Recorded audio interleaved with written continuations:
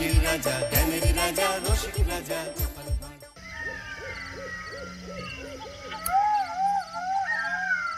দুম করে দুপুরে বৃষ্টি হয়ে গেল, আর বাজার করাও হলো না। তাই বাধ্য হয়ে সন্ধ্যাবেলায় বাজার করা। দূর দূর। বাজারের অবস্থা দিন দিন খুব খারাপ হয়ে যাচ্ছে। আজকাল দ্বিগুণ দামে সব কিনতে হচ্ছে। যা বলেছ।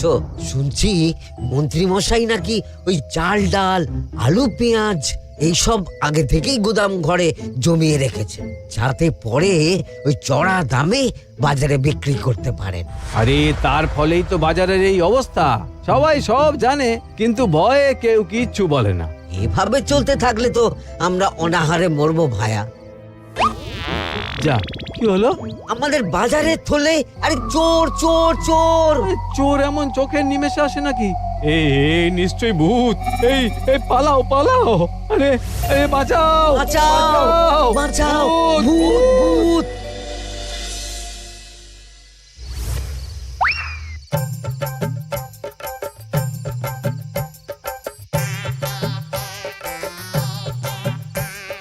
বলি বসে বসে শুধু হাওয়া খেলে হবে গিন্নি? বাজারের অবস্থা ভালো নয় গো। কদিন পর লোকে না খেতে পেয়ে মরবে। আর উপরে বৃষ্টি হওয়ার পরেও এত গরম। আমি বেশি করে হাওয়া খেয়ে নিচ্ছি। বাবারে বাবা, হাওয়া খেয়ে নিচ্ছি। এই দেখো, রাত দুপুরে মস্করা একদম ভালো লাগে না গিন্নি। বলি এত চটে যাচ্ছ কেন? হাওয়াতে মন ভরে কিন্তু পেট ভরে না। এবার আমার পেট ভরার একটা ব্যবস্থা করো দেখি। বুঝেছি, তুমি বেশিক্ষণ খালি পেটে থাকলে খালি খিটখিট করো। তোমার জন্যে দারুণ একটা জিনিস রাখা আছে। হ্যাঁ, বেশি হেয়ালি না করে একটু খুলে বলো তো। ফুলে নয়, জল ঢেলে ঢাকা দিয়ে রেখেছি। দুপুরে একটু ভাত বেঁচেছিল। পান্তা? শুধু পান্তা নয় গো, সঙ্গে কাঁচা পেঁয়াজ আর লঙ্কাও আছে। ও, করেছো কি গিন্নি? যাও যাও যাও, তাড়াতাড়ি নিয়ে এসো। পান্তার নাম শুনে জলে জিভ ডুবে গেল। হ্যাঁ, আর যাই গো যাই।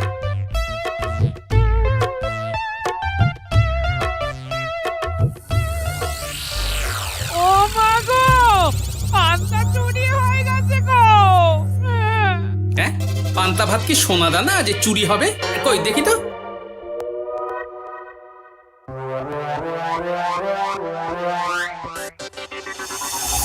শুধু পান্তা নয় গিন্নি, সঙ্গে পেঁয়াজ লঙ্কা সব নিয়ে গেছে। আমার নামে রাখা পান্তা খেলে চোরের পেট খারাপ হবেই হবে। এই গোপাল ভাঁড় অভিশাপ দিল। চোর ঢুকলো কোথা থেকে আর বেরিয়ে গেলই বা কোথা থেকে? না না না না, নিশ্চয়ই ভূতের কাজ গো। বাবারে বাবা, আমাদের বাঁচাও ঠাকুর, বাঁচাও। ভূত? এর মধ্যে ভূত এলো কোথা থেকে শুনি? বাইরের খোঁজ খবর তো কিছুই রাখো না দেখছি। আজকাল রাজ্যে নতুন এক উৎপাত শুরু হয়েছে।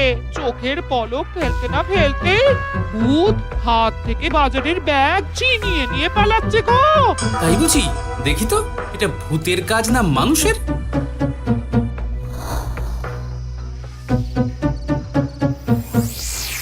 না, ভূত হলে উড়ে যেত। এ চোর মানুষ, তাই হেঁটে গেছে। তবে একবার তাকে ধরতে পারলে মেরে ভূত করে দেবো, এই বলে দিলাম। রাত থাকতেই সব বাজারে পৌঁছে যাবে মন্ত্রী মশাই। বাজারে এখন খুব চাহিদা, এগুলো সব দ্বিগুণ দামে বিক্রি হবে। ভালোই দাম মেরেছি, এই সুযোগে আমার ট্যাঙ্ক ভরবে। শুধু কি আপনার, আমরাও কানাকড়ি পাবো তো। আগে কর্ম কর, বুঝলি? ফলের আশা করিস না। আমরা তো মোহর আশা করছি মন্ত্রী মশাই। মোহর থাকলে ওই ফল বাজার থেকে কিনে নেব। আবার কথা নে নে, তাড়াতাড়ি কর তোরা। আলো ফোটার আগে সব কাজ ছেড়ে ফেলতে হবে।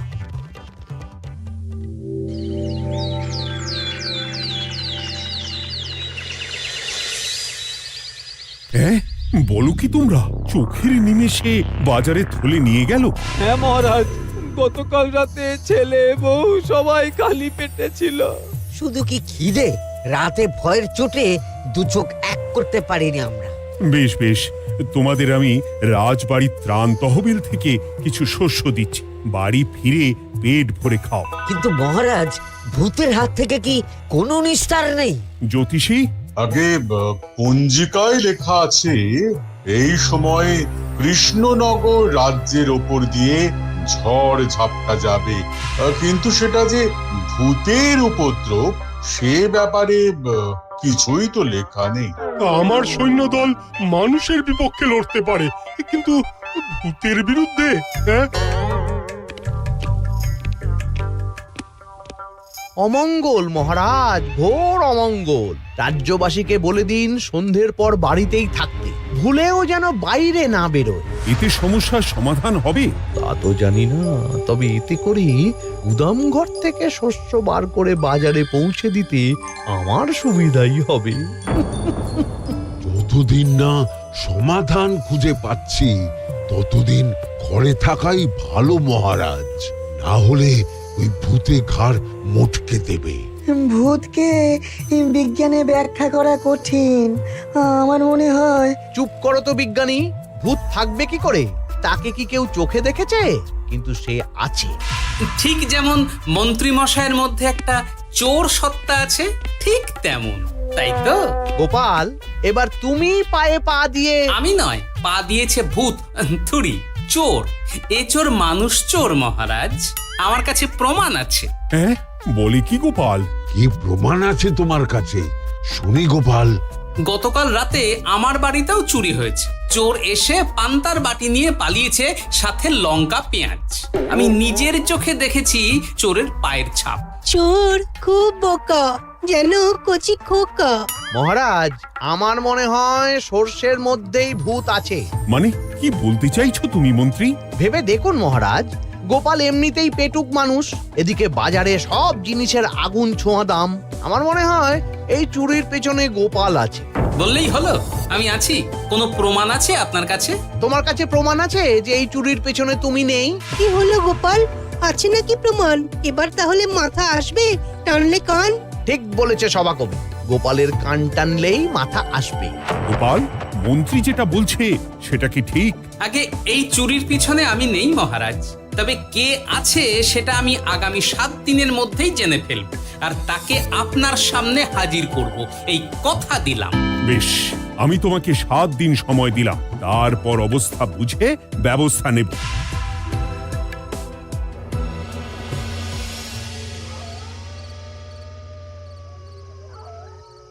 সমাধান খুঁজতে গিয়ে নিজের ঘাড়েই দোষ এসে পড়লো। এবার সবার প্রথমে নিজেকে নির্দোষ প্রমাণ করতে হবে, আর সেটা হবে আসল চোরকে হাতে নাতে ধরতে পারলেই। কি ব্যাপার, জঙ্গলের মধ্যে ধোঁয়া? না, ব্যাপারটা একটু দেখতে হচ্ছে তো। এই গরমে বনভোজন, তাও আবার একা, কিন্তু এটা কি?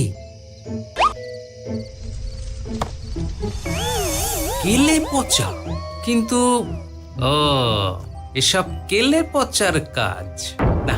শুকনো ডাঙায় মাছ ধরে মজা নেই।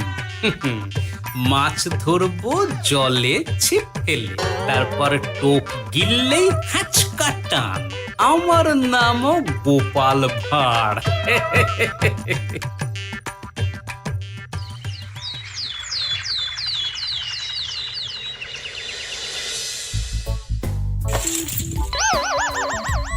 কি বলি, ভেঙে ফেললে? এতে তো আমাদের সঞ্চয় ছিল গো।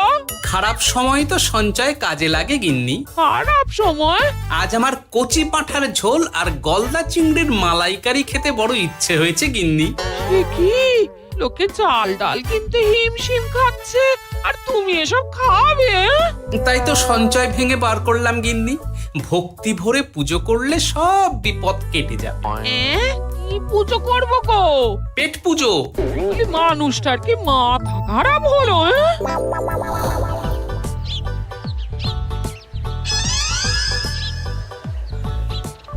দাও দেখি ভাই।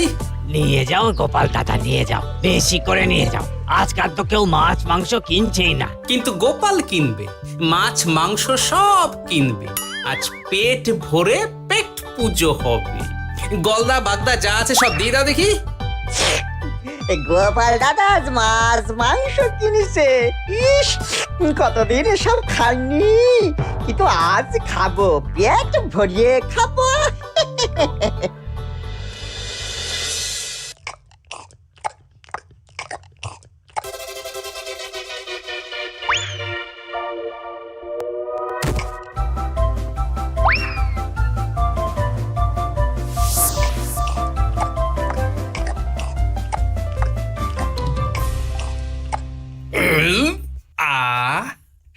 শান্তি।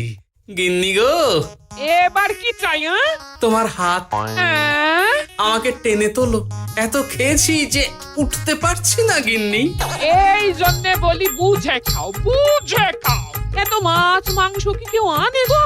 বলি দুপুরে খাওয়ার পরও অনেকটা বেঁচে গেছে। তাহলে রাতে খাবো, বেঁচে গেলে পরের দিন সকালে খাবো। দারুণ রেঁধেছো তুমি গিন্নি। তোমার হাতে না জাদু আছে। আর তোমার পেটে রাক্ষস আছে।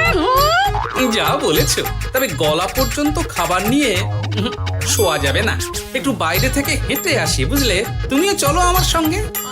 আমি কেন? আরে এসো না গিন্নি, ভালো লাগবে।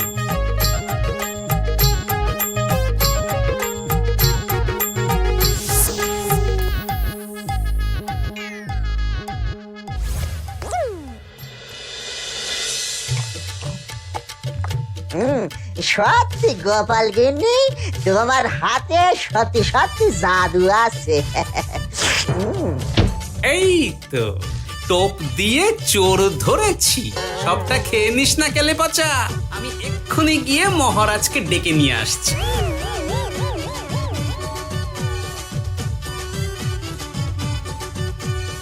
এত তাড়াহুড়ো করছো কেন গোপাল?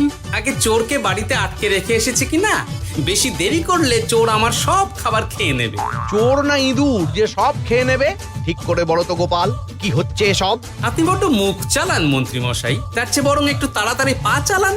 আমার বাড়ি পৌঁছেই সব জানতে পারবেন। এই যে গিন্নিকে পাহারায় বসিয়ে গেছিলাম, বলি ও গিন্নি, সব ঠিক আছে তো? তুমি যেমনটা বলেছিলে, দরজা ছেড়ে এক পাও নড়িনি। হ্যাঁ, বেশ বেশ।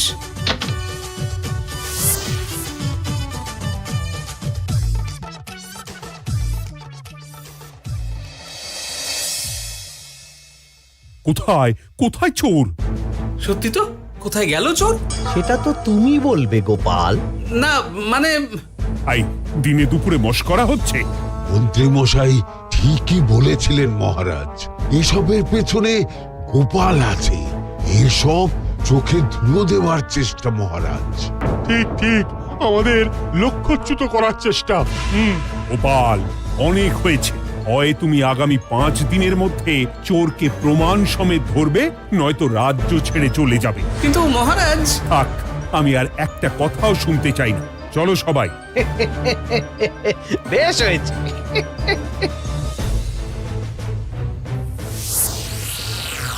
ওগো, বিশ্বাস করো, আমি সারাক্ষণ দরজার বাইরেই পাহারায় ছিলাম। হ্যাঁ, জানি গিন্নি, তোমার এতে কোনো দোষ নেই। আসলে আমার কপালটাই খারাপ, বুঝলে? দরজা তো বন্ধ ছিল, তবে কি ছি ছি ছি ছি, বোকার মতন একটা ভুল করলাম। কেলে পাচারে, চুরির জন্য যদি কোনো পাঠশালা খোলা হয়, তাহলে তুই হবি সেখানকার প্রধান শিক্ষক। বলি এবার কি করবে গো? হ্যাঁ? এবার আর আমি নয় গিন্নি, যা করবে তুমি করবে। শোনো মন দিয়ে। বাহ, চোর পালালে বুদ্ধি বাড়ে, আগেই শুনেছিলাম, এইবার প্রথম দেখলাম।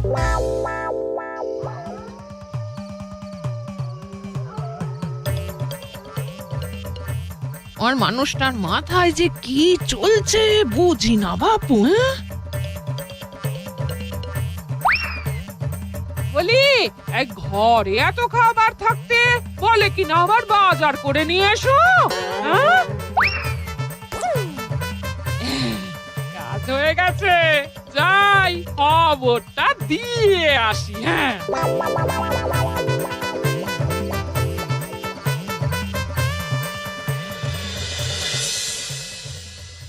এটা কি বাজারের ফর্দা নাকি?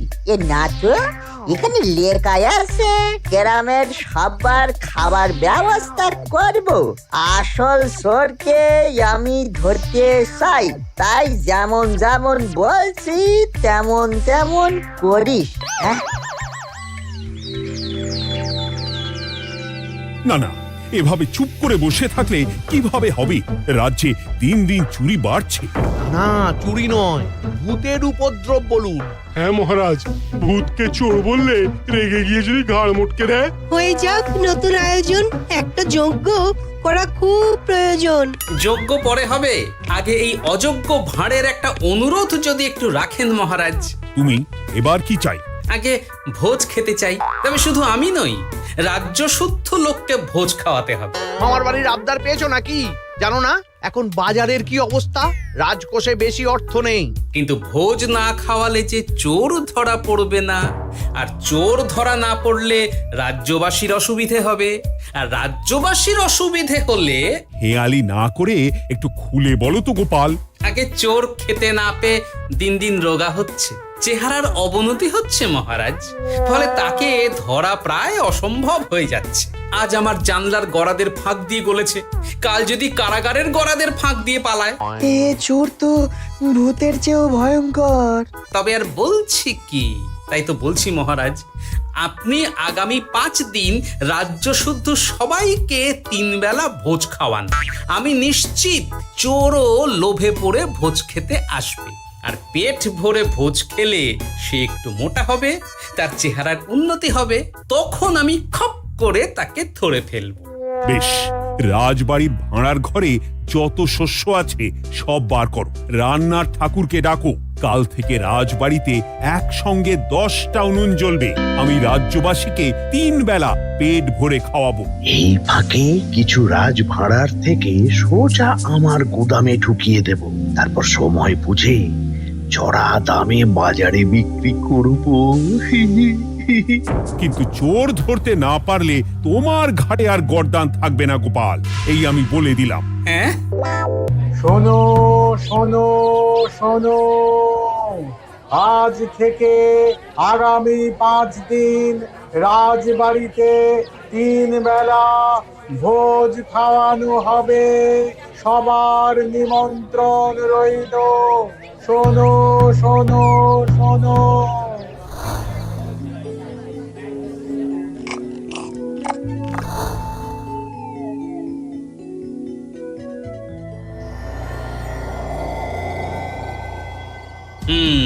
যেমনটা ভেবেছিলাম ঠিক তেমনটাই হয়েছে।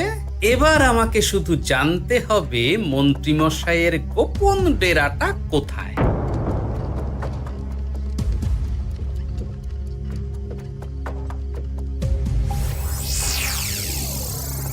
নে এবার এবার এগুলো ভিতরে রেখে আয়। আগামীকাল কি গোপালের গর্দান যাবে? যাবে যাবে, তখন এই রাজ্যে আমার চালাকি ধরার মতন আর কেউ থাকবে না। এবার থেকে নিশ্চিন্তে থাকা যাবে।